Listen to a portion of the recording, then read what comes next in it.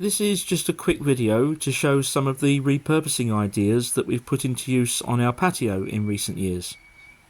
This wildlife pond has been very successful. We've had frogs, toads and newts visiting it. The core of it is actually a disused recycling box, which we've then lined and built around. And for decoration, we put next to it a genuine Victorian village water pump. It's about 150 years old. When we built this pond in 2022, I made a series of videos showing how it was done, and I'll put a link to the first of those in the description field for this video if you'd like to take a look. This is actually a miniature fernery for ferns with shallow roots. The main part of the structure was actually salvaged from an old fireplace. So if you look, it's hollow, and we've turned this lower part into a little grotto. The ferns themselves have enough soil in the dip in the top to grow and be healthy, but it's made this a sort of magical corner right near the pond. This plant stand is made up of two items brought together. The bottom section is actually comprised of lengths of angle iron that have been put together to make a frame, and the green part on top is actually an upturned mid-20th century garage tray. So it's the sort of thing that a mechanic would use to catch oil, for example. But cleaned up and turned upside down, it makes a very handy plant stand.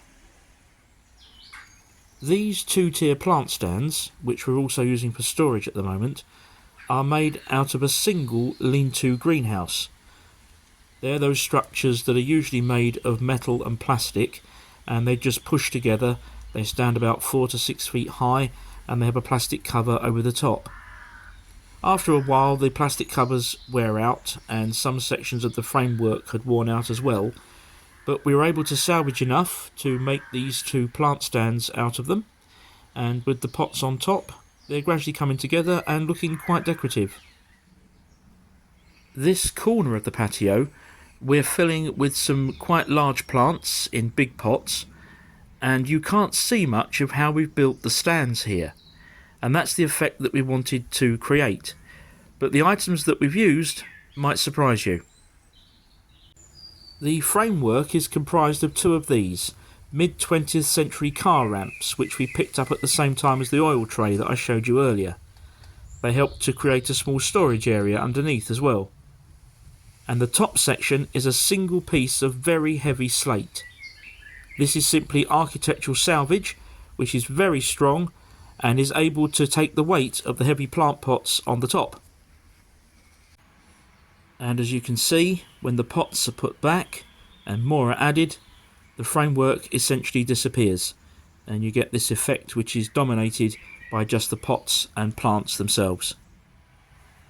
And finally, if you saw my earlier video about a visit to the St Catherine's Hospice fete, you may recall that they had a plant stand and we purchased this geranium. I thought I'd show it to you again now that it's been potted on. It's doing nicely and has some beautiful flowers.